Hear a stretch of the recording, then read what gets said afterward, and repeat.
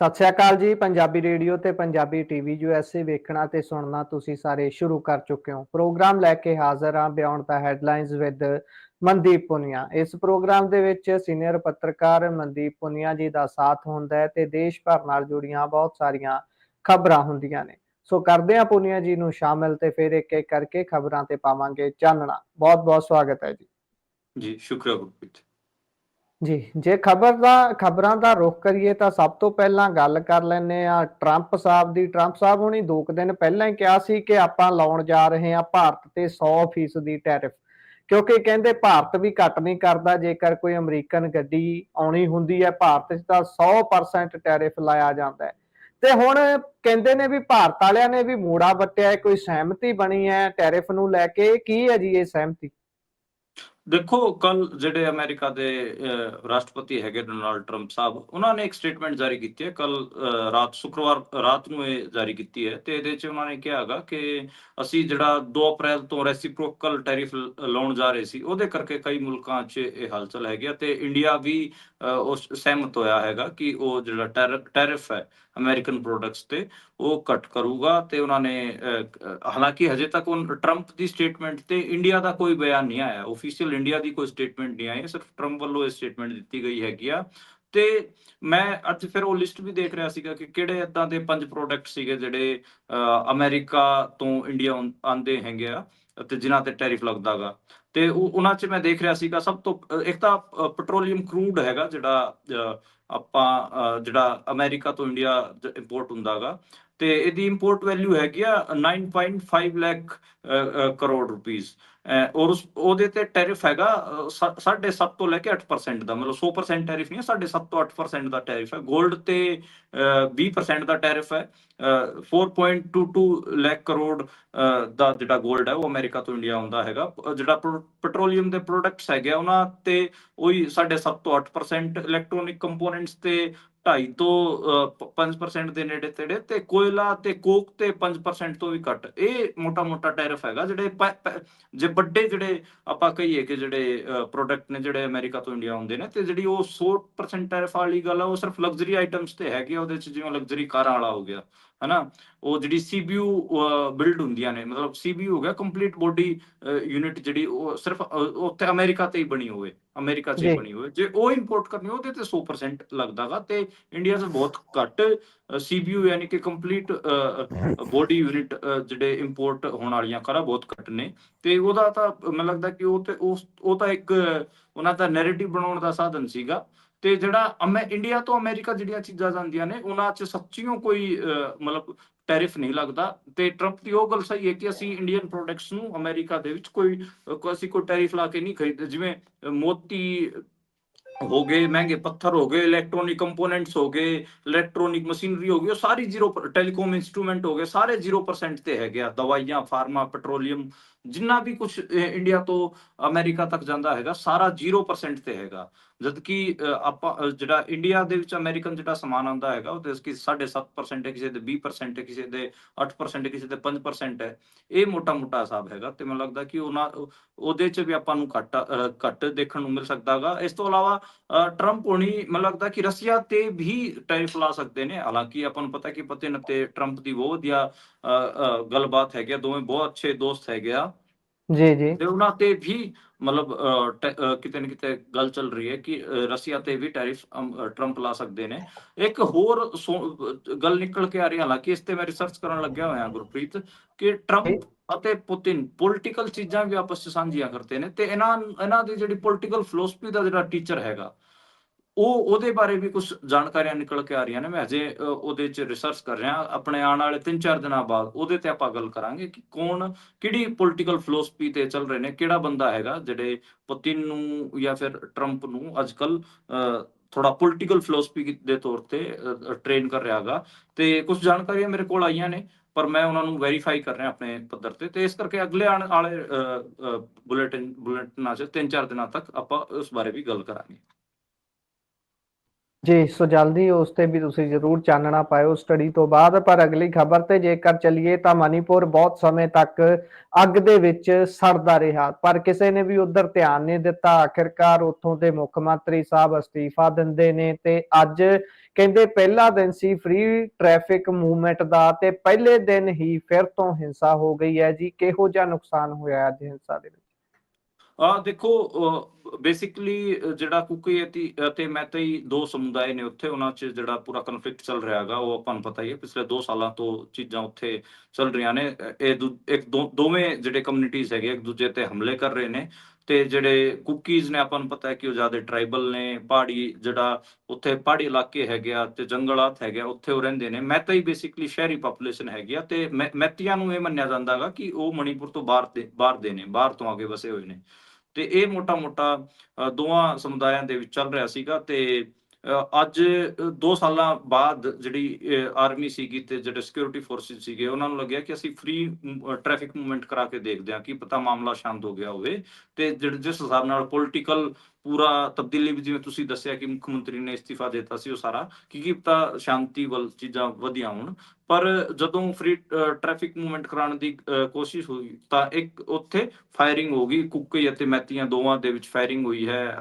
ਜਿਹੜੇ security forces ਸੀਗੇ, ਉਹਨਾਂ ਨਾਲ ਵੀ ਉਹ ਟਕਰਾਟ ਬਣੀ ਹੈਗੀ ਆ। ਤੇ ਉੱਥੇ ਜਿਹੜੇ ਪ੍ਰਦਰਸ਼ਨਕਾਰੀ ਸੀਗੇ, ਦੋਵਾਂ ਨੇ ਅੰਦੋਲਨ ਕਰਤਾ। ਕੁੱਕੀਜ਼ ਨੇ ਆਪਣੇ ਇਲਾਕੇ 'ਚ ਤੇ ਮੈਤੀਆਂ ਨੇ ਆਪਣੇ ਇਲਾਕੇ 'ਚ। ਤੇ ਸਿਕਿਉਰਿਟੀ ਫੋਰਸਿਸ ਨਾਲ ਜਿਹੜਾ 1 to 1 ਜਿਹੜਾ ਮੁਕਾਬਲਾ ਹੋਇਆ, ਉਹਦੇ 'ਚ ਇੱਕ ਜਾਣੇ ਦੀ ਮੌਤ ਹੋਈ ਹੈ ਤੇ 25 ਜਾਣੇ ਘਾਇਲ ਹੋਏ ਨੇ।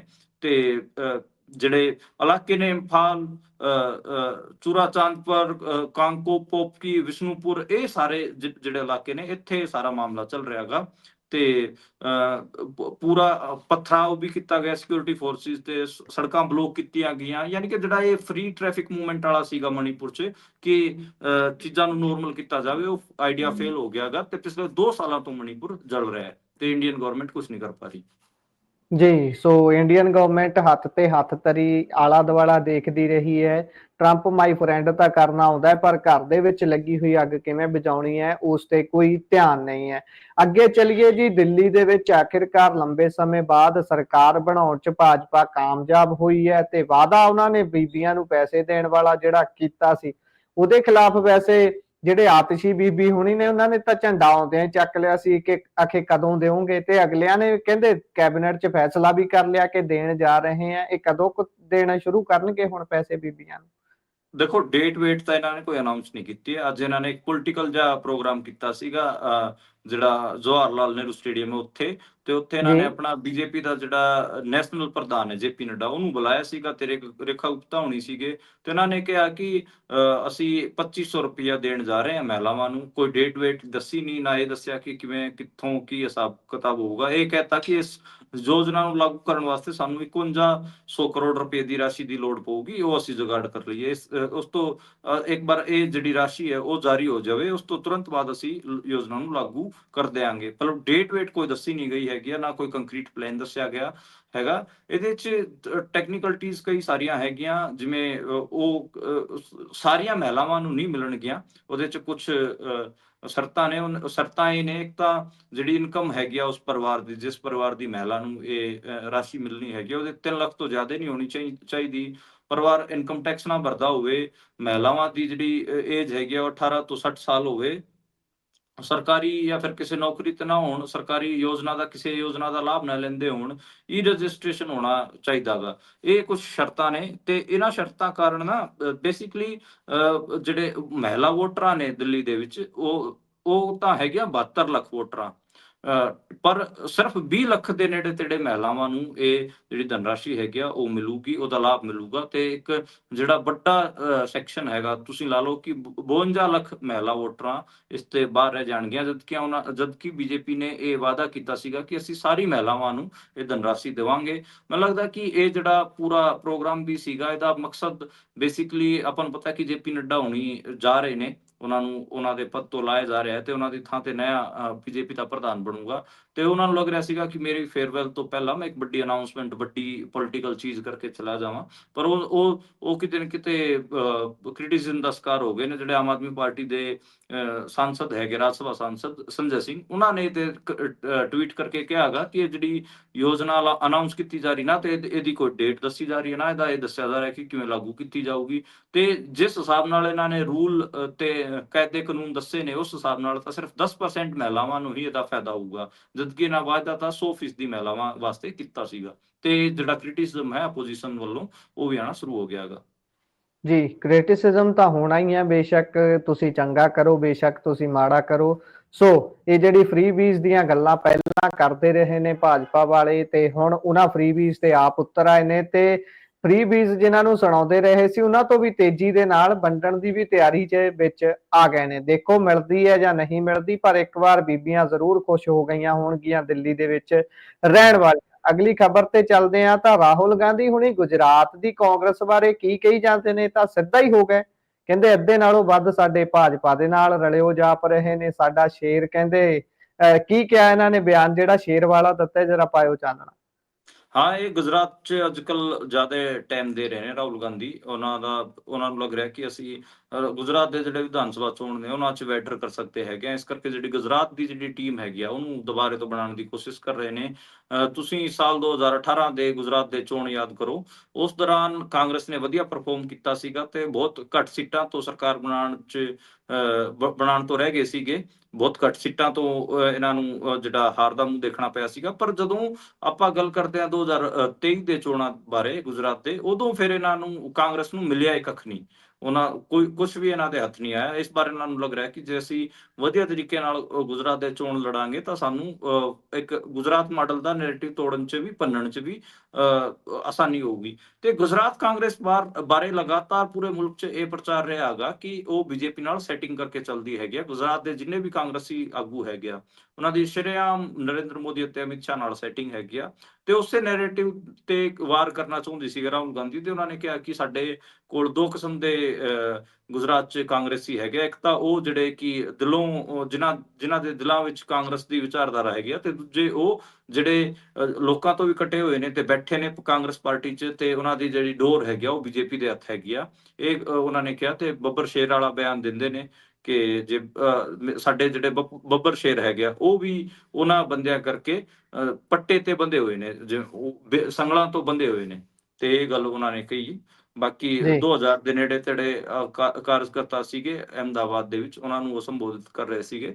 ਤੇ ਮੈਨੂੰ ਲੱਗਦਾ ਕਿ ਰਾਹੁਲ ਗਾਂਧੀ ਥੋੜਾ ਟਾਈਮ ਦੇਣਗੇ ਗੁਜਰਾਤ ਦੇ ਵਿੱਚ, ਤੇ ਉਹ ਥੋੜਾ ਸੀਰੀਅਸਲੀ ਕੰਮ ਕਰਨਾ ਚਾਹੁੰਦੇ ਨੇ ਗੁਜਰਾਤ ਦੇ ਵਿੱਚ। ਤੇ ਇਹ ਇਸ ਕਰਕੇ ਹੀ ਉੱਥੇ ਉਹ ਕਰ ਰਹੇ ਨੇ।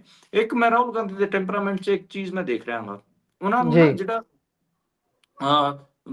ਜਿਹੜਾ ਕਾਂਗਰਸ ਨੂੰ ਛੱਡਣ ਦੀ ਗੱਲ ਕਰਦਾ ਹੈਗਾ ਲੀਡਰ, ਉਹਨੂੰ ਮਨਾਉਣ 'ਚ ਯਕੀਨ ਨਹੀਂ ਰੱਖ ਰਿਹਾ ਅੱਜ-ਕੱਲ੍ਹ। ਉਹਨੂੰ ਕਹਿ ਰਹੇ ਨੇ ਕਿ ਇਹ ਤਾਂ ਇਮੈਚੁਰ ਹੈ, ਇਹਨੂੰ ਜੇ ਕਿਸੇ ਨੇ ਜਾਣਾ ਤਾਂ ਭਾਈ ਜਾਓ, ਕਾਂਗਰਸ ਨੂੰ ਖਾਲੀ ਕਰੋ, ਤੁਸੀਂ ਤਾਂ ਪਹਿਲਾਂ ਹੀ ਬੀਜੇਪੀ ਨਾਲ ਰਲੇ ਹੋਏ। ਇਹ ਟੈਂਪਰਾਮੈਂਟ ਰਾਹੁਲ ਗਾਂਧੀ ਦੇ ਵਿੱਚ ਲਗਾਤਾਰ ਵੱਧ ਰਿਹਾ ਹੈਗਾ। ਦੇਖਦੇ ਹਾਂ ਉਹਦਾ ਕੀ ਨੁਕਸਾਨ ਹੁੰਦਾ, ਕੀ ਫਾਇਦਾ। ਇਹਦੇ ਆਪਣੇ ਫਾਇਦੇ, ਆਪਣੇ ਨੁਕਸਾਨ ਨੇ। ਆਪਾਂ ਕਦੇ, ਜਦੋਂ ਰਾਹੁਲ ਗਾਂਧੀ ਬਾਰੇ ਹੀ ਇਕੱਲਾ ਆਪਾਂ ਕਦੇ ਡਿਸਕਸ਼ਨ ਕਰਾਂਗੇ, ਉਦੋਂ ਮੈਂ ਜ਼ਰੂਰ ਇਹਦੇ ਬਾਰੇ ਓਪਨਲੀ ਦੱਸਾਂਗਾ ਹੂੰ ਕਿ ਕੀ ਚੀਜ਼ਾਂ ਨੇ ਇਹਦੇ 'ਚ, ਫਾਇਦੇ ਕੀ ਨੇ, ਨੁਕਸਾਨ ਕੀ ਨੇ।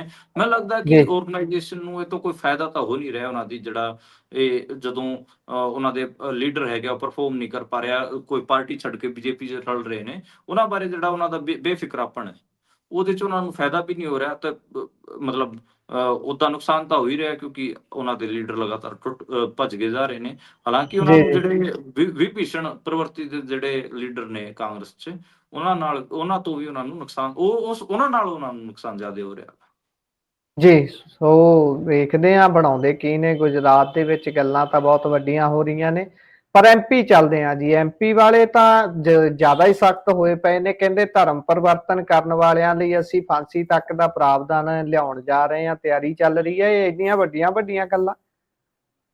ਹਾਂ, ਦੇਖੋ ਬੇਸਿਕਲੀ ਕੀ ਹੈ ਕਿ ਮੈਂ ਪਹਿਲਾਂ ਦੱਸਿਆਗਾ ਕਿ ਜਿਹੜੇ ਮੁੱਖ ਮੰਤਰੀ ਬਣਾਏ ਜਾ ਰਹੇ ਨੇ ਇਹਨਾਂ ਵੱਲੋਂ, ਬੀਜੇਪੀ ਵੱਲੋਂ, ਉਹਨਾਂ ਦਾ ਕੋਈ ਲੋਕਾਂ ਨਾਲ ਕੋਈ ਡਾਇਰੈਕਟ ਲਿੰਕ ਹੈ ਨਹੀਂ, ਰਿਸ਼ਤਾ ਹੈ ਨਹੀਂ। ਉਹਨਾਂ ਨੂੰ ਸਮਝ ਹੀ ਨਹੀਂ ਹੈ ਕਿ ਕੀ ਚੀਜ਼ ਹੈ ਕੀ ਨਹੀਂ। ਜਿਹੜਾ ਧਰਮਾਂਤਰਣ ਤੇ ਉਹ ਜਿਹੜੇ ਲਾਈਨ ਬੋਲ ਰਹੇ ਨੇ, ਉਹ ਕਲੀਅਰਲੀ ਆਰਐਸਐਸ ਅਤੇ ਬੀਜੇਪੀ ਦੀ ਲਾਈਨ ਹੈ, ਤੇ ਅਮਿਤ ਸ਼ਾਹ ਹੋਰਾਂ ਵੱਲੋਂ ਕਿਹਾ ਗਿਆ ਹੈਗਾ। ਬੇਸਿਕਲੀ ਮੱਧ ਪ੍ਰਦੇਸ਼ ਦੇ ਵਿੱਚ ਇੱਕ ਵੱਡਾ ਹਿੱਸਾ ਆਦੀਵਾਸੀਆਂ ਦਾ ਹੈਗਾ, ਤੇ ਆਦੀਵਾਸੀ ਆਪਾਂ ਨੂੰ ਪਤਾ ਹੈ ਕਿ ਪਿਛਲੇ ਕਾਫੀ ਸਮੇਂ ਤੋਂ ਉਹ ਕ੍ਰਿਸਚੈਨਿਟੀ ਵੱਲ ਮੂਵ ਕਰ ਰਹੇ ਨੇ, ਕਈ ਸਾਰੇ ਹੋਰ ਦੂਜੇ ਧਰਮ ਵੀ ਅਪਣਾ ਰਹੇ ਨੇ। ਇਹ ਸਾਰੀ ਜਿਹੜੀ ਰਿਲੀਜੀਅਸ ਮੂਵਮੈਂਟ ਹੈਗੀ ਆ ਉਸ ਨੂੰ ਲੈ ਕੇ ਕਿਤੇ ਨਾ ਕਿਤੇ ਪਰੇਸ਼ਾਨ ਹੈਗੀ ਆ ਬੀਜੇਪੀ। ਅਤੇ ਜਿਹੜੇ ਜਿਵੇਂ ਝਾਬੂਆ, ਅਲੀਰਾਜਪੁਰ, ਇਹ ਇਸ ਕਿਸਮ ਦੇ ਜ਼ਿਲ੍ਹੇ ਨੇ ਜਿੱਥੇ ਜਿਹੜੀ ਆਦੀਵਾਸੀ ਜਨਤਾ ਹੈਗੀ ਆ ਉਹਨਾਂ 'ਚ ਠੀਕ ਠਾਕ ਕ੍ਰਿਸਚੈਨਿਟੀ ਦਾ ਬੋਲਬਾਲਾ ਹੋ ਰਿਹਾ ਗਾ। ਇਸ ਕਰਕੇ ਹੀ ਇਹ ਬਿਆਨ ਆਇਆ ਹੈਗਾ। ਤੇ ਉੱਥੇ ਜਿਹੜੇ ਈਸਾਈ ਮਿਸ਼ਨਰੀ ਹੋ ਗਿਆ, ਦੂਜੇ ਧਰਮਾਂ ਦੇ ਮਿਸ਼ਨਰੀ ਆਦੀਵਾਸੀਆਂ ਦੇ ਵਿੱਚ ਲਗਾਤਾਰ ਕੰਮ ਕਰ ਰਹੇ ਨੇ। ਆਰਐਸਐਸ ਹਮੇਸ਼ਾ ਆਦੀਵਾਸੀਆਂ ਨੂੰ ਵਨਵਾਸੀ ਕਹਿੰਦੀ ਆਈ ਹੈ। ਉਹਨਾਂ ਨੂੰ ਲੱਗਦਾ ਕਿ ਇਹ ਵਨਵਾਸੀ ਨੇ ਤੇ ਹਿੰਦੂ ਧਰਮ ਦਾ ਹੀ ਪਾਰਟ ਨੇ। ਇਸ ਕਰਕੇ ਆਦੀਵਾਸੀਆਂ ਤੇ ਆਪਣਾ ਅਧਿਕਾਰ ਜਮਾਉਣ ਵਾਸਤੇ ਉੱਥੋਂ ਧਰਮ ਦੇ ਜਿਹੜੇ ਪ੍ਰਚਾਰਕ ਨੇ ਉਹਨਾਂ ਨੂੰ ਭਜਾਉਣ ਵਾਸਤੇ ਐਮਪੀ ਚੋਂ ਉਹਨਾਂ ਨੇ ਇਹ ਬਿਆਨ ਦਿੱਤਾ ਹੈਗਾ, ਤੇ ਇਹਦੇ ਖਿਲਾਫ ਉਹ ਸਖਤ ਕਾਨੂੰਨ ਵਗੈਰਾ ਵੀ ਲੈ ਕੇ ਆਣਗੇ ਤਾਂ ਕਿ ਉਹ ਇੱਕ ਹਿੰਦੂਤਵਾ, ਕਿਉਂਕਿ ਮੱਧ ਪ੍ਰਦੇਸ਼ ਨੂੰ ਸਭ ਤੋਂ ਜ਼ਿਆਦਾ ਹਿੰਦੂਤਵ ਵਾਲਾ ਸਟੇਟ ਮੰਨਿਆ ਜਾਂਦਾ ਗਾ। ਇਹਨਾਂ ਲੋਕ ਸਭਾ ਚੋਣਾਂ ਦੇ ਵਿੱਚ ਮੈਂ ਵੀ ਉੱਥੇ ਰਿਪੋਰਟਿੰਗ ਕਰਨ ਗਿਆ ਸੀਗਾ। ਮੈਂ ਪਾਇਆ ਉੱਥੇ ਹਸਪਤਾਲਾਂ ਤੇ ਲਿਖਿਆ ਹੋਇਆ ਸੀ ਆਰੋਗਿਆ ਮੰਦਿਰ, ਜੀ। ਠੀਕ ਹੈ, ਉੱਥੇ ਹਸਪਤਾਲ ਨਹੀਂ ਲਿਖਿਆ ਹੋਇਆ ਸੀ, ਭਗਵਾ ਰੰਗ ਦਾ ਪੈਂਟ ਹੋ ਰੱਖਿਆ ਸੀਗਾ ਹੂੰ। ਤੇ ਆਰੋਗਿਆ ਮੰਦਿਰ ਲਿਖਿਆ ਹੋਇਆ ਸੀ ਉਹਨਾਂ ਉੱਥੇ। ਤੇ ਮੈਨੂੰ ਸਮਝ ਆ ਗਿਆ ਸੀਗਾ। ਤੇ ਹਾਈਲੀ ਹਿੰਦੂਤਵ ਵਾਲਾ ਸਟੇਟ ਮੱਧ ਪ੍ਰਦੇਸ਼ ਹੈਗਾ। ਉੱਤਰ ਪ੍ਰਦੇਸ਼ ਤੋਂ ਵੀ ਜ਼ਿਆਦਾ ਜੇ ਹਿੰਦੂਤਵ ਦਾ ਬੋਲਬਾਲਾ ਕਿਤੇ ਹੈਗਾ ਤਾਂ ਉਹ ਮੱਧ ਪ੍ਰਦੇਸ਼ 'ਚ ਹੈਗਾ। ਪੂਰੇ ਇੰਡੀਆ 'ਚ ਸਭ ਤੋਂ ਜ਼ਿਆਦਾ ਹਿੰਦੂਤਵ ਮੱਧ ਪ੍ਰਦੇਸ਼ 'ਚ ਹੈਗਾ, ਤੇ ਉਹ ਇਸ ਕਰਕੇ ਇਹ ਸਾਰਾ ਹੈਗਾ।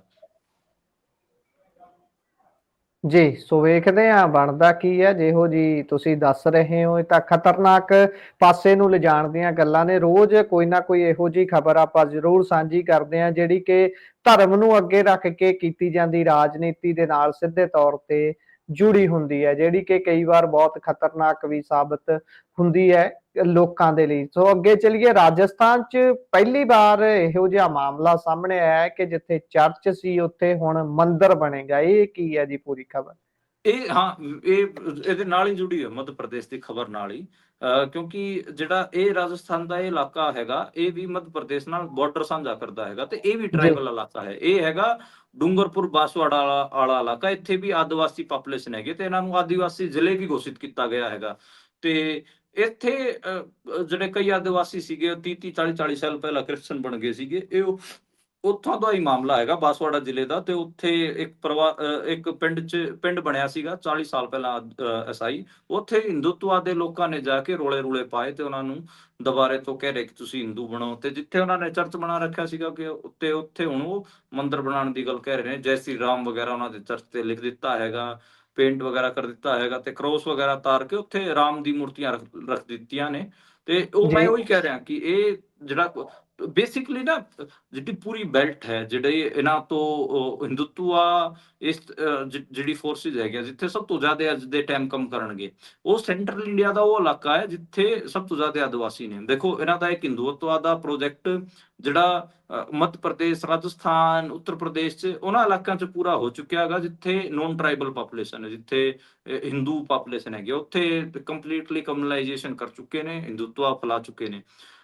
ਪਰ ਜਿਹੜੀ ਉਹ ਬੈਲਟ ਇੱਕ ਪੂਰੀ ਪਤਲੀ ਜੀ ਇੱਕ ਬੈਲਟ ਜੀ ਬਚਦੀ ਸੀਗੀ ਜਿਹੜੀ ਰਾਜਸਥਾਨ ਤੋਂ ਸ਼ੁਰੂ ਹੋ ਕੇ ਗੁਜਰਾਤ, ਮੱਧ ਪ੍ਰਦੇਸ਼, ਛੱਤੀਸਗੜ੍ਹ, ਝਾਰਖੰਡ, ਮਹਾਰਾਸ਼ਟਰ ਤੱਕ ਜਿਹੜਾ ਇੱਕ ਪੂਰਾ ਜਾਂਦਾ ਸੀਗਾ। ਕਦੇ ਪ੍ਰਾਚੀਨ ਐਂਸ਼ੀਐਂਟ ਟਾਈਮ ਦੇ ਵਿੱਚ ਉਸ ਨੂੰ ਗੋਂਡਵਾਨਾ ਲੈਂਡ ਕਿਹਾ ਜਾਂਦਾ ਸੀਗਾ। ਉਸ 'ਚ ਆਪਾਂ ਨੂੰ ਪਤਾ ਹੈਗਾ ਕਿ ਜੰਗਲਾਤ ਹੈਗੇ ਆ ਜ਼ਿਆਦਾਤਰ ਤਾਂ, ਜਿਹੜੇ ਕਿ ਰਾਜਸਥਾਨ, ਮੱਧ ਪ੍ਰਦੇਸ਼, ਗੁਜਰਾਤ, ਛੱਤੀਸਗੜ੍ਹ, ਝਾਰਖੰਡ, ਮਹਾਰਾਸ਼ਟਰ ਤੱਕ, ਉੜੀਸਾ ਤੱਕ ਹੋ ਜਾਂਦਾ ਸੀਗਾ। ਪੂਰਾ ਜੰਗਲਾਤ ਹੈਗੀ ਆ। ਤੇ ਵਿੰਧਿਆ ਦੇ ਪਰਬਤ ਹੋ ਗਏ, ਇੱਧਰ ਅਰਾਵਲੀ ਵਾਲਾ ਪਾਸਾ ਹੋ ਗਿਆ, ਹੋਰ ਚੀਜ਼ਾਂ ਹੋ ਗਈਆਂ। ਮਤਲਬ ਉਹਦੇ 'ਚ ਬੜੇ ਪਠਾਰ ਨੇ, ਘਾਟ ਨੇ ਅੱਡ ਕਿਸਮ ਦੇ, ਤੇ ਜਿਓਗ੍ਰਾਫਿਕਲੀ ਅੱਡ ਸਿਚੁਏਸ਼ਨ ਹੈਗੀ ਆ, ਤੇ ਜੰਗਲਾਤ ਸਾਰਾ ਉੱਥੇ ਹੈਗਾ।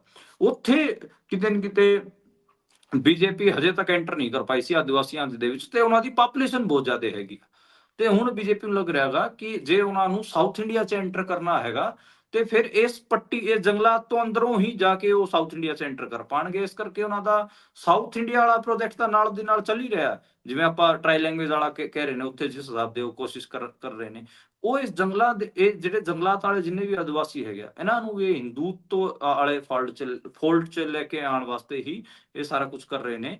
ਤੇ ਇਹ ਰਾਜਸਥਾਨ ਦੇ ਵਿੱਚ ਇਹ ਖਬਰ ਇਸੇ ਕਿਸਮ ਦੀ ਹੈ। ਤੁਹਾਨੂੰ ਹੁਣ ਇਸ ਕਿਸਮ ਦੀਆਂ ਖਬਰਾਂ ਬਹੁਤ ਸੁਣਾਈ ਦੇਣਗੀਆਂ ਸੈਂਟਰਲ ਇੰਡੀਆ ਤੋਂ, ਯਾਨੀ ਕਿ ਛੱਤੀਸਗੜ੍ਹ ਤੋਂ, ਝਾਰਖੰਡ ਤੋਂ, ਆਪਣੇ ਮੱਧ ਪ੍ਰਦੇਸ਼ ਤੋਂ, ਆਪਣੇ ਰਾਜਸਥਾਨ ਤੋਂ, ਗੁਜਰਾਤ ਤੋਂ, ਕਿ ਕਿਤੇ ਚਰਚ ਸੀਗਾ ਉੱਥੇ ਮੰਦਿਰ ਬਣਾਤਾ, ਆਦੀਵਾਸੀਆਂ ਦੇ ਮੰਦਿਰ ਬਣਾਏ ਜਾਣਗੇ। ਇਸ ਕਿਸਮ ਦਾ ਇਹ ਹਿੰਦੂਤਵਾ ਦਾ ਨੈਕਸਟ ਪ੍ਰੋਜੈਕਟ ਹੈਗਾ ਉਸ ਪਾਸੇ। ਤੇ ਖਬਰ ਜੀ ਇਸ ਕਰਕੇ ਜ਼ਰੂਰੀ ਸੀ, ਇਸੇ ਕਰਕੇ ਆਪਾਂ ਅੱਜ ਬੁਲੇਟਿਨ ਚ ਲਈ ਹੈ ਕਿ ਉਹ ਕਿਸ ਕਿਸਮ ਨਾਲ ਜਿਹੜੇ ਇੰਡੀਆ ਦੇ ਆਦੀਵਾਸੀ ਨੇ ਉਹਨਾਂ ਨੂੰ ਕਿਵੇਂ ਬਨਵਾਸੀ ਬਣਾ ਕੇ ਹਿੰਦੂਤਵ ਵਾਲੇ ਫੋਲਡ ਚ ਲੈ ਕੇ ਆਣਾ ਚਾਹ ਰਹੇ ਨੇ, ਉਹਨਾਂ ਚੀਜ਼ਾਂ ਦੀ ਪੋਲ ਖੁੱਲਦੀ ਹੈਗੀਆਂ ਇਹ ਖਬਰਾਂ। ਜੀ ਸੋ ਅਗਲੀ ਖਬਰ ਤੇ ਜੇਕਰ ਚੱਲੀਏ ਤਾਂ ਅੱਜ ਸ਼੍ਰੀ ਅਕਾਲ ਤਖਤ ਸਾਹਿਬ ਦੇ ਜਥੇਦਾਰ ਸਾਹਿਬ ਸੇਵਾ ਮੁਕਤ ਹੋਣ ਤੋਂ ਬਾਅਦ ਮੁੜ ਤੋਂ ਦਰਬਾਰ ਸਾਹਿਬ ਪਹੁੰਚਦੇ ਨੇ ਤੇ ਉਹਨਾਂ ਨੇ ਕੀ ਕੁਝ ਖਾਸ ਆਖਿਆ ਹੈ ਜੀ ਅੱਜ? ਦੇਖੋ ਗਿਆਨੀ ਰਘਬੀਰ ਸਿੰਘ ਹੁਣੀ ਅੱਜ ਉਹਨਾਂ ਨੂੰ ਜਦੋਂ ਤੋਂ ਸੇਵਾ ਮੁਕਤ ਕੀਤਾ ਗਿਆ, ਪਹਿਲੀ ਵਾਰ ਅੱਜ ਉੱਥੇ ਪਹੁੰਚੇ ਸੀਗੇ ਤੇ ਉਹਨਾਂ ਨੇ ਪਹਿਲਾਂ ਮੱਥਾ ਵੀ ਟੇਕਿਆ, ਉਸ ਤੋਂ ਬਾਅਦ ਮੀਡੀਆ ਨਾਲ ਗੱਲਬਾਤ ਵੀ ਕੀਤੀ ਤੇ ਉਹਨਾਂ ਨੇ ਕਿਹਾ, ਉਹਨਾਂ ਨੇ ਬੇਸਿਕਲੀ ਜੇ ਮੈਂ ਉਹਨਾਂ ਦੀ ਸਾਰੀ ਸਟੇਟਮੈਂਟ ਮੈਂ ਸੁਣ ਰਿਹਾ ਸੀ, ਉਹਦਾ ਜੇ ਕਰੈਕਸ ਕੱਢਣਾ ਹੋਵੇ ਤੇ ਉਹਨਾਂ ਨੇ ਇਸ ਸਾਰੇ ਘਟਨਾਕ੍ਰਮ ਨੂੰ ਕਿਤੇ ਨਾ ਕਿਤੇ ਗੁਰੂ ਦਾ ਹੁਕਮ ਮੰਨਿਆਗਾ ਤੇ ਕਿਹਾ ਹੈਗਾ ਕਿ ਇਹ ਗੁਰੂ ਦਾ ਹੁਕਮ ਸੀਗਾ ਤੇ ਇਹਨੂੰ ਅਸੀਂ ਇਹਨੂੰ ਮੈਂ ਗੁਰੂ ਦਾ ਹੁਕਮ ਮੰਨ ਕੇ ਹੀ ਅੱਗੇ ਤੇ ਮੈਂ ਤੁਰ ਰਿਹਾਗਾ, ਇਹ ਗੱਲ ਉਹਨਾਂ ਨੇ ਕਹੀ ਹੈਗੀ ਆ। ਤੇ ਉਹਨਾਂ ਨੇ ਕਿਹਾ ਕਿ ਜਦ ਤੱਕ ਮੇਰੇ ਸੇਵਾ ਲਿਖੀ ਹੋਈ ਸੀ ਉਦੋਂ ਤੱਕ ਮੈਂ ਸੇਵਾ ਕੀਤੀ ਹੈਗੀ ਆ, ਹੁਣ ਗੁਰੂ ਨੇ ਆਦੇਸ਼ ਦਿੱਤਾ ਹੈ ਮੈਨੂੰ ਤੇ ਉਹਦੇ ਤੇ ਮੈਂ ਪ੍ਰਸੰਨ ਆ ਤੇ ਸੰਤੁਸ਼ਟ ਆ, ਉਹਨਾਂ ਨੇ ਇਹ ਗੱਲ ਕਹੀ ਹੈ। ਤੇ ਇਸ ਤੋਂ ਇਲਾਵਾ ਉਹ ਆਪਾਂ ਨੂੰ ਪਤਾ ਹੈ ਕਿ ਜਿਹੜੇ ਦਰਬਾਰ ਸਾਹਿਬ ਦੇ ਉਹ ਹੈੱਡ ਗ੍ਰੰਥੀ ਵੀ ਹੈਗੇ ਆ, ਉਹਦੇ ਉਸ ਤੋਂ ਉਹ ਉੱਥੇ ਉਹ ਆਪਣੀ ਸੇਵਾ ਕੰਟੀਨਿਊ ਕਰਨਗੇ ਤੇ ਉਹ ਹੈੱਡ ਗ੍ਰੰਥੀ ਤਾਂ ਰਹਿਣਗੇ ਹੀ। ਬਾਕੀ SGPC ਦੀ ਜਿਹੜੀ ਇੰਟਰਮ ਕਮੇਟੀ ਸੀ ਉਹਦਾ ਇਹ ਫੈਸਲਾ ਸੀਗਾ ਤੇ ਆਪਾਂ ਜਦੋਂ ਉਹ ਸਾਰਾ ਦੇਖਿਆ ਵੀ ਸੀ, ਪ੍ਰੈਸ ਨੋਟ ਵੀ ਦੇਖਿਆ ਸੀ, ਟਵੀਟ ਵਗੈਰਾ ਵੀ ਦੇਖੇ ਸੀ ਤੇ ਆਪਾਂ ਨੂੰ ਵੀ ਬਹੁਤ ਅਜੀਬ ਲੱਗਿਆ ਸੀਗਾ ਕਿ ਕਿਸ ਕਿਸਮ ਨਾਲ ਜਿਹੜੀ ਹੈਗੀ SGPC ਦੀ ਜਿਹੜੀ ਇੰਟਰਮ ਕਮੇਟੀ ਆ ਉਹ ਕੰਮ ਕਰ ਰਹੀ ਹੈਗੀ ਆ, ਉਹ ਕਿਸ ਕਿਸਮ ਨਾਲ, ਕਿਉਂਕਿ ਆਪਾਂ ਨੂੰ ਪਤਾ ਪਹਿਲਾਂ ਗਿਆਨੀ ਗੁਰਪ੍ਰੀਤ ਸਿੰਘ ਗਿਆਨੀ ਹਰਪ੍ਰੀਤ ਸਿੰਘ ਹੋਰਾਂ ਨੂੰ ਉਹਨਾਂ ਦੇ ਉਹਦੇ ਤੋਂ ਉਤਾਰਿਆ ਗਿਆ ਸੀਗਾ ਤੇ ਹੁਣ ਆਪਾਂ ਦੇਖ ਰਹੇ ਹਾਂ ਕਿ ਸ੍ਰੀ ਅਕਾਲ ਤਖਤ ਸਾਹਿਬ ਦੇ ਜਥੇਦਾਰ ਸਾਹਿਬ ਨੂੰ ਉਹਨਾਂ ਦੇ ਉਹਦੇ ਤੋਂ ਹਟਾਇਆ ਗਿਆ ਹੈਗਾ। ਇਹ ਤੋਂ ਇਲਾਵਾ ਜਿਹੜੇ ਸ੍ਰੀ ਕੇਸਗੜ੍ਹ ਸਾਹਿਬ ਦੇ ਜਥੇਦਾਰ ਗਿਆਨੀ ਸੁਲਤਾਨ ਸਿੰਘ ਹੈਗੇ, ਉਹਨਾਂ ਨੂੰ ਵੀ ਹਟਾਇਆ ਗਿਆ ਹੈਗਾ, ਉਹਨਾਂ ਦੇ ਪਦ ਤੋਂ ਉਹਨਾਂ ਨੂੰ ਲਾਇਆ ਗਿਆ ਹੈਗਾ। ਤੇ ਇਹ ਚੀਜ਼ਾਂ ਨੇ ਤੇ ਇਸ ਤੋਂ ਇਲਾਵਾ ਜਿਹੜੀ ਜ਼ਿੰਮੇਵਾਰੀ ਦਿੱਤੀ ਗਈ ਹੈਗੀ ਉਹ ਗਿਆਨੀ ਕੁਲਦੀਪ ਸਿੰਘ ਗੜਗੜ ਨੂੰ ਦਿੱਤੀ ਗਈ ਹੈਗੀ ਆ ਤੇ ਦੇਖਦੇ ਹਾਂ ਕਿ ਅੱਗੇ ਕੀ ਬਣਦਾ। ਕੁਲਦੀਪ ਸਿੰਘ ਜਿਹੜੇ ਗਿਆਨੀ ਜਥੇਦਾਰ ਕੁਲਦੀਪ ਸਿੰਘ ਜਿਹੜੇ ਗੜਗੜ ਹੈਗੇ ਆ, ਉਹਨਾਂ ਨੂੰ ਮੰਨਿਆ ਜਾਂਦਾ ਵਾ ਕਿ ਉਹ ਖਾਸੇ ਨੇੜੇ ਨੇ, ਬਹੁਤ ਨਜ਼ਦੀਕੀ ਰਿਸ਼ਤਾ ਹੈਗਾ ਉਹਨਾਂ ਦਾ ਸੁਖਬੀਰ ਬਾਦਲ ਪਰਿਵਾਰ ਨਾਲ। ਤੇ ਦੇਖਦੇ ਹਾਂ ਕਿ ਉਹ ਉਹਨਾਂ ਦੇ ਐਕਸ਼ਨਸ ਤੋਂ ਪਤਾ ਲੱਗੂਗਾ। ਮੈਂ ਤਾਂ ਦੇਖੋ ਬੇਸਿਕਲੀ ਨਾ ਗੁਰਪ੍ਰੀਤ ਅੱਜ ਦੇ ਟਾਈਮ ਸੰਸਥਾਵਾਂ ਦੇ ਵਿੱਚ ਜੋ ਕੁਝ ਵਾਪਰ ਰਿਹਾ ਹੈ, ਖਾਸ ਕਰ ਸਿੱਖ ਸੰਸਥਾਵਾਂ ਦੇ ਵਿੱਚ, ਉਸ ਚ ਤਾਂ ਮੈਨੂੰ ਇਹ ਲੱਗ ਰਿਹਾ ਕਿ ਜਿਹੜੇ ਪੱਕੇ ਇਮਾਨ ਵਾਲੇ ਬੰਦੇ ਹੈਗੇ ਆ, ਪੱਕੀ ਸਿੱਖੀ ਵਾਲੇ ਬੰਦੇ ਹੈਗੇ ਆ, ਉਹ ਹੀ ਖੜ ਪਾਣਗੇ। ਬਾਕੀ ਤਾਂ ਸੰਸਥਾਵਾਂ ਤੇ ਜਿਹੜਾ ਕਬਜ਼ਾ ਹੈ ਉਹ ਆਪਾਂ ਨੂੰ ਪਤਾ ਹੀ ਹੈ। ਉਹ ਮੈਨੂੰ ਤਾਂ ਅੱਜ ਕੱਲ ਜਿਵੇਂ ਦਿੱਲੀ ਦੇ ਵਿੱਚ ਤਾਂ ਮੈਂ ਦੇਖਦਾ ਕਿ ਉੱਥੇ BJP RSS ਵਾਲਿਆਂ ਦਾ ਕਬਜ਼ਾ ਹੋ ਰੱਖਿਆ ਗਾ। ਪੰਜਾਬ ਚ ਆਪਾਂ ਨੂੰ ਪਤਾ ਹੀ ਬਾਦਲ ਪਰਿਵਾਰ ਦੇ ਹੱਥੋਂ ਸਿੱਖ ਸੰਸਥਾਵਾਂ ਨਿਕਲ ਰਹੀਆਂ ਸੀ, ਪਰ ਦੁਬਾਰੇ ਤੋਂ ਉਹਨਾਂ ਤੇ ਕਬਜ਼ਾ ਕਰਨਾ ਚਾਹੁੰਦੇ ਨੇ ਤੇ BJP RSS ਵੀ ਲੱਗੀ ਹੋਈ ਹੈ ਕਬਜ਼ਾ ਕਰਨ ਤੇ ਉਹ ਜਿਹੜਾ ਸਟਰਗਲ ਹੈ ਉਹ ਚੱਲ ਹੀ ਰਿਹਾ। ਪਰ ਮੈਨੂੰ ਲੱਗਦਾ ਕਿ ਬਹੁਤ ਟਫ ਅੱਗੇ ਟਾਈਮ ਹੋਣ ਜਾ ਰਿਹਾ ਕਿ ਕਿਸ ਕਿਸਮ ਨਾਲ ਚੀਜ਼ਾਂ ਹੋਣਗੀਆਂ। ਸਾਰੇ ਲੋਕ ਜਿਹੜਾ 2 ਦਸੰਬਰ ਨੂੰ ਉਹਨਾਂ ਨੇ ਫੈਸਲੇ ਲਏ ਸੀ, ਉਸੇ ਵੱਲ ਸਾਰਾ ਕਰਕੇ ਕਹਿ ਰਹੇ ਨੇ ਕਿ ਗਿਆਨੀ ਜੋ ਜਥੇਦਾਰ ਸਾਹਿਬ ਹੈਗੇ ਆ ਗਿਆਨੀ ਰਘਬੀਰ ਸਿੰਘ, ਉਹਨਾਂ ਨੂੰ ਉਸੇ ਕਰਕੇ ਨਿਸ਼ਾਨਾ ਬਣਾਇਆ ਗਿਆ ਹੈਗਾ ਤੇ ਗਿਆਨੀ ਹਰਪ੍ਰੀਤ ਸਿੰਘ ਨੂੰ ਵੀ ਉਸੇ ਕਰਕੇ ਨਿਸ਼ਾਨਾ ਬਣਾਇਆ ਗਿਆ ਹੈਗਾ। ਤੇ ਸ਼੍ਰੋਮਣੀ ਅਕਾਲੀ ਦਲ ਇਹਦੇ ਤੇ ਦੂਰੀ ਬਣਾਏ ਹੋਏ, ਉਹਨਾਂ ਨੇ ਅੱਜ ਕੋਈ ਇਦਾਂ ਦਾ ਕੋਈ ਰਿਐਕਸ਼ਨ ਦਿੱਤੀ ਨਹੀਂ ਹੈ। ਤੇ ਹੁਣ ਦੇਖਦੇ ਆ, ਹਾਲਾਂਕਿ ਉਹਨਾਂ ਨੇ ਜਿਹੜੇ 2 ਦਸੰਬਰ ਨੂੰ ਫੈਸਲੇ ਸੁਣਾਏ ਸੀ ਉਹਨਾਂ ਤੇ ਵੀ ਸ਼੍ਰੋਮਣੀ ਅਕਾਲੀ ਦਲ ਨੇ ਕੋਈ ਮਤਲਬ ਉਹਨੂੰ ਅੱਗੇ ਨਹੀਂ ਪੂਰਿਆ ਤੇ ਜੀ ਉਹ ਵੀ ਜੀ ਇੱਕ ਵੱਡਾ ਉਹ ਹੈਗਾ। ਤੇ ਜਿਹੜੀ ਇੰਟਰਿਮ ਕਮੇਟੀ ਹੈ ਉਹਦੇ ਬਾਰੇ ਮੈਨੂੰ ਲੱਗਦਾ ਕਿ ਇੱਕ ਅੱਡ ਤੋਂ ਗੱਲ ਹੋਣੀ ਚਾਹੀਦੀ ਕਿ ਇੰਟਰਿਮ ਕਮੇਟੀ ਚ ਚੱਲ ਕੀ ਰਿਹਾ, ਕੌਣ ਲੋਕ ਨੇ, ਕਿਵੇਂ ਚੀਜ਼ਾਂ ਵਾਪਰ ਰਹੀਆਂ ਨੇ, ਉਹਦੇ ਬਾਰੇ ਮੈਨੂੰ ਲੱਗਦਾ ਕਿ ਅੱਡ ਤੋਂ ਗੱਲ ਹੋਣੀ ਚਾਹੀਦੀ। ਉਹ ਥੋੜਾ ਹਜੇ ਸੂਚਨਾਵਾਂ ਦੀ ਘਾਟ ਹੈਗੀ ਆ। ਮੈਂ ਹਾਲਾਂਕਿ ਲਗਾਤਾਰ ਇਹਨਾਂ ਖਬਰਾਂ ਨੂੰ ਫੋਲੋ ਕਰ ਰਿਹਾਗਾ, ਜਿੰਨੀ ਮੈਨੂੰ ਖਬਰ ਮਿਲ ਰਹੀ ਹੈ ਉਹ ਮੈਂ ਕੋਸ਼ਿਸ਼ ਕਰ ਰਿਹਾਗਾ ਜੁਟਾਉਣ ਦੀ। ਪਰ ਮੈਨੂੰ ਲੱਗਦਾ ਕਿ ਇੱਕ ਸਮਾਂ ਆਪਾਂ ਨੂੰ ਵੀ ਚਾਹੀਦਾ, ਹਫ਼ਤਾ 10 ਦਿਨ ਬਾਅਦ ਇਸ ਤੇ ਆਪਣੇ ਕੋਲ ਵੀ ਇੱਕ ਫੁੱਲ ਵਰਜਨ ਹੋਊਗਾ, ਇੱਕ ਸਹੀ ਗੱਲ ਬਾਹਰ ਆਪਣੇ ਕੋਲ ਤੱਕ ਵੀ ਆ ਪਾਊਗੀ। ਫਿਰ ਉਦੋਂ ਜ਼ਰੂਰ ਆਪਾਂ ਇਸ ਬਾਰੇ ਗੱਲ ਕਰਾਂਗੇ ਕਿ ਜਿਹੜਾ ਇੰਟਰੀਮ ਕਮੇਟੀਆਂ 'ਚ ਚੱਲਿਆ ਤੇ ਇਹ ਸਾਰਾ ਚੱਕਰ ਕੀ ਸੀਗਾ ਤੇ ਕਿਹੜੇ ਬੰਦਿਆਂ ਨੇ ਰੋਲ ਪਲੇ ਕੀਤਾ, ਉਹਦੇ ਬਾਰੇ ਆਪਾਂ ਸਪਸ਼ਟ ਅੱਗੇ ਆਉਣ ਵਾਲੇ ਦਿਨਾਂ 'ਚ ਜ਼ਰੂਰ ਗੱਲ ਕਰਾਂਗੇ। ਇੰਟਰਮ ਕਮੇਟੀ ਤਾਂ ਬਿਨਾਂ ਪ੍ਰਧਾਨ ਦੇ ਕੰਮ ਕਰੀ ਜਾਂਦੀ ਹੈ, ਆਪੇ ਹੀ ਫੈਸਲੇ ਲਏ ਜਾਂਦੇ ਨੇ, ਕਿਉਂਕਿ ਪ੍ਰਧਾਨ ਸਾਹਿਬ ਤਾਂ ਅਸਤੀਫਾ ਦੇ ਚੁੱਕੇ ਨੇ। ਉਸ ਤੋਂ ਬਾਅਦ ਕਿਹਨੇ ਪ੍ਰਧਾਨ ਬਣਨਾ ਹੈ, ਹਲੇ ਤੱਕ ਕਨਸੋਹਾਂ ਤਾਂ ਜ਼ਰੂਰ ਆ ਰਹੀਆਂ ਨੇ, ਪਰ ਹਲੇ ਕਿਹਨੂੰ ਬਣਾਉਣਾ ਹੈ ਇਹ ਸਾਫ਼ ਨਹੀਂ ਕੀਤਾ ਗਿਆ। ਖਾਸ ਤੌਰ ਤੇ ਜਿੱਥੋਂ ਇੱਥੇ ਮੋਹਰ ਲੱਗਣੀ ਹੈ ਤੇ ਨਾਲ ਦੀ ਨਾਲ ਜਥੇਦਾਰ ਸਾਹਿਬ ਨੂੰ ਜਦੋਂ ਸੇਵਾ ਮੁਕਤ ਕੀਤਾ ਜਾਂਦਾ ਹੈ ਤਾਂ ਦੋਸ਼ ਵੀ ਬਹੁਤ ਇਹੋ ਜਿਹੇ ਲਾਏ ਜਾਂਦੇ ਨੇ ਜਿਹੜੇ ਕਿ ਨਿਰ ਆਧਾਰ ਲੱਗਦੇ ਨੇ, ਜਿਨ੍ਹਾਂ ਦਾ ਕੋਈ ਬਹੁਤਾ ਆਧਾਰ ਨਹੀਂ ਨਜ਼ਰ ਆਉਂਦਾ। ਨਾਲ ਗਿਆਨੀ ਸੁਲਤਾਨ ਸਿੰਘ ਹੁਣੀ ਜਿਹੜੇ ਤਖਤ ਸ੍ਰੀ ਕੇਸਗੜ੍ਹ ਸਾਹਿਬ ਦੇ ਜਥੇਦਾਰ ਸੀ, ਉਹਨਾਂ ਦਾ ਤਾਂ ਬਿਨਾਂ ਕੁਝ ਦੱਸਿਆ ਹੀ ਉਹਨਾਂ ਨੂੰ ਪਾਸੇ ਕਰ ਦਿੱਤਾ ਜਾਂਦਾ ਹੈ। ਸੋ ਹੁਣ ਵੇਖਦੇ ਹਾਂ ਬਣਦਾ ਕੀ ਹੈ, ਕਿਉਂਕਿ ਸਿੱਖ ਸੰਗਤ ਇਸ ਨੂੰ ਬਹੁਤ ਗੌਰ ਦੇ ਨਾਲ ਦੇਖ ਤਾਂ ਰਹੀ ਹੈ, ਪਰ ਰਿਐਕਟ ਨਹੀਂ ਇੰਨਾ ਵੱਡੇ ਪੱਧਰ ਤੇ ਕੀਤਾ ਜਾ ਰਿਹਾ ਕਿ ਜੋ ਕੁਝ ਘਾਣ ਬਾਦਲ ਪਰਿਵਾਰ ਵੱਡੇ ਪੱਧਰ ਤੇ ਕਰ ਰਿਹਾ ਹੈ ਉਹਨੂੰ ਨੱਥ ਪੈਣੀ ਚਾਹੀਦੀ ਹੈ, ਉਹਨੂੰ ਰੋਕਣਾ ਚਾਹੀਦਾ ਹੈ ਕਿ ਇਸ ਕਿਸਮ ਨਾਲ ਜਦੋਂ ਇਤਿਹਾਸ 'ਚ ਲਿਖਿਆ ਜਾਊਗਾ ਕਿ ਬਾਦਲ ਪਰਿਵਾਰ ਕੀ ਕੁਝ ਕਰਦਾ ਰਿਹਾ ਹੈ ਤਾਂ ਬਹੁਤ ਸਾਰੀਆਂ ਉਂਗਲਾਂ ਉਹਨਾਂ ਲੋਕਾਂ ਤੇ ਵੀ ਉੱਠਣਗੀਆਂ ਜਿਨ੍ਹਾਂ ਦੇ ਕੋਲ ਜ਼ਿੰਮੇਵਾਰੀ ਸੀ, ਜਿਹੜੇ ਇਸ ਨੂੰ ਤਬਦੀਲ ਕਰ ਸਕਦੇ ਸੀ, ਇਤਿਹਾਸ 'ਚ ਆਪਣਾ ਕੋਈ ਰੋਲ ਅਦਾ ਕਰ ਸਕਦੇ ਸੀ। ਅਗਲੀ ਖਬਰ ਦੇ ਵੱਲ ਜੇਕਰ ਚੱਲੀਏ, ਦੁਨੀਆ ਭਰ 'ਚ ਅੱਜ ਮਹਿਲਾ ਦਿਵਸ ਮਨਾਇਆ ਜਾ ਰਿਹਾ ਹੈ। ਅਸੀਂ ਆਪਣੇ ਦੇਸ਼ ਦੇ ਵਿੱਚ ਹੀ ਜੇਕਰ ਮਹਿਲਾਵਾਂ ਦੀ ਹਾਲਤ ਦੀ ਗੱਲ ਕਰ ਲਈਏ ਤਾਂ ਸਾਰੇ ਜਾਣਦੇ ਨੇ ਕਿ ਕਿਹੋ ਜਿਹੀ ਹੈ।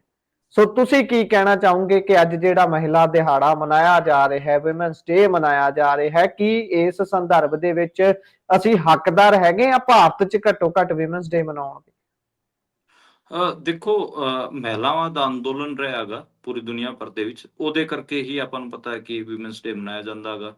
ਤੇ 8 ਮਾਰਚ ਚੁਣਿਆ ਗਿਆ ਸੀਗਾ ਤੇ ਅਮਰੀਕਾ ਤੋਂ ਇੱਕ ਵੱਡਾ ਮੂਵਮੈਂਟ ਆਪਾਂ ਨੂੰ ਪਤਾ ਹੈ ਕਿ ਚੱਲਿਆ ਗਾ 20th ਸੈਂਚੁਰੀ ਦੀ ਸਟਾਰਟਿੰਗ 'ਚ ਹੀ ਪੂਰੇ ਦੁਨੀਆ ਭਰ 'ਚ ਹੀ ਚੱਲਿਆ ਸੀਗਾ। ਪਰ ਮੇਨਲੀ ਜੇ ਆਪਾਂ ਗੱਲ ਕਰੀਏ ਯੂਰੋਪੀਅਨ ਸੁਸਾਇਟੀ ਅਤੇ ਜਿਹੜਾ ਅਮਰੀਕਾ ਸੀਗਾ, ਉੱਥੋਂ ਇਹ ਚੀਜ਼ਾਂ ਬਹੁਤ ਸਾਰੀਆਂ ਹੋਈਆਂ। ਹਾਲਾਂਕਿ ਬਹੁਤ ਅੱਡ-ਅੱਡ ਕਿਸਮ ਦੇ ਅੰਦੋਲਨ ਰਹੇ, ਅੱਡ-ਅੱਡ ਕਿਸਮ ਦੀ ਸਮਝਦਾਰੀਆਂ ਰਹੀਆਂ ਹੈਗੀਆਂ। ਮੇਨਲੀ ਇਹ ਮੰਨਿਆ ਜਾਂਦਾ ਗਾ ਕਿ ਜਿਹੜਾ ਪੂਰੀ ਦੁਨੀਆ ਭਰ ਦੇ ਵਿੱਚ 2 ਕਿਸਮ ਦੇ ਮਹਿਲਾ ਅੰਦੋਲਨ ਰਹੇ ਨੇ ਤੇ ਦੋਵਾਂ ਦੀ ਆਪਾਂ ਗੱਲ ਕਰ ਲੈਂਦੇ ਹਾਂ ਅੱਜ। ਇੰਡੀਆ ਦੇ ਵਿੱਚ ਵੀ ਜਿਹੜਾ ਮਹਿਲਾਵਾਂ ਦਾ ਮੂਵਮੈਂਟ ਹੈ ਉਹ ਆਜ਼ਾਦੀ ਤੋਂ ਪਹਿਲਾਂ ਹੀ ਸ਼ੁਰੂ ਹੋ ਗਿਆ ਸੀਗਾ। ਆਪਾਂ ਅੱਡ-ਅੱਡ ਕਿਰਦਾਰ ਦੇਖਦੇ ਹਾਂ, ਅੱਡ-ਅੱਡ ਕਿਸਮ ਦੀ ਵਿਆਖਿਆਵਾਂ ਵੀ ਦੇਖਦੇ ਹੈਗੇ ਆ। ਸਿੱਖ ਹਿਸਟਰੀ ਦੇ ਵਿੱਚ ਵੀ ਬਹੁਤ ਸਾਰੀ ਮਹਿਲਾਵਾਂ ਨੇ ਜਿਨ੍ਹਾਂ ਨੇ ਬਹੁਤ ਚੰਗੇ ਰੋਲ ਅਦਾ ਕੀਤੇ ਹੈਗੇ ਆ ਤੇ ਬਹੁਤ ਮਤਲਬ ਆਪਾਂ ਕਹੀਏ ਕਿ ਸੁਸਾਇਟੀ ਜਿਹਦੇ 'ਚ ਇਕੁਐਲਿਟੀ ਵਾਲੀ ਗੱਲ ਹੋਵੇ ਜਾਂ ਫਿਰ ਜਸਟਿਸ ਵਾਸਤੇ ਲੜਨ ਵਾਲੀ ਗੱਲ ਹੋਵੇ, ਇਸ ਕਿਸਮ ਦੇ, ਜਾਂ ਫਿਰ ਸਮਤਾਮੂਲਕ ਸਮਾਜ ਦੀ ਗੱਲ ਹੋਵੇ, ਇਹ ਸਾਰੀਆਂ ਚੀਜ਼ਾਂ ਦੀ ਜਿਹੜੀ ਦੇ ਵਾਸਤੇ ਕਿਤੇ ਨਾ ਕਿਤੇ ਮਹਿਲਾਵਾਂ ਨੇ ਇੰਡੀਆ ਦੇ ਵਿੱਚ ਵੱਡਾ ਰੋਲ ਅਦਾ ਕੀਤਾ ਹੈਗਾ ਹਿਸਟਰੀ ਦੇ ਵਿੱਚ, ਜਿਹਦੇ 'ਚ ਫਾਤਿਮਾ ਸ਼ੇਖ ਤੋਂ ਲੈ ਕੇ ਆਪਾਂ ਜੋਤੀਬਾ ਫੂਲੇ ਤੱਕ, ਆਪਾਂ ਸਾਵਿਤਰੀ ਬਾਈ ਫੂਲੇ ਤੱਕ ਆਪਾਂ ਗੱਲ ਕਰਦੇ ਹੈਗੇ ਆ। ਹੋਰ ਵੀ ਮਹਿਲਾਵਾਂ ਨੇ ਪੰਜਾਬ ਦੀ ਸਿੱਖ ਹਿਸਟਰੀ ਦੇ ਵਿੱਚ ਵੀ ਬਹੁਤ ਸਾਰੀਆਂ ਮਹਿਲਾਵਾਂ ਨੇ ਤੇ ਇਹ ਤਾਂ ਚੀਜ਼ਾਂ ਦੀ ਇੱਕ ਕੰਟੀਨਿਊਟੀ ਤਾਂ ਹੈਗੀ ਆ।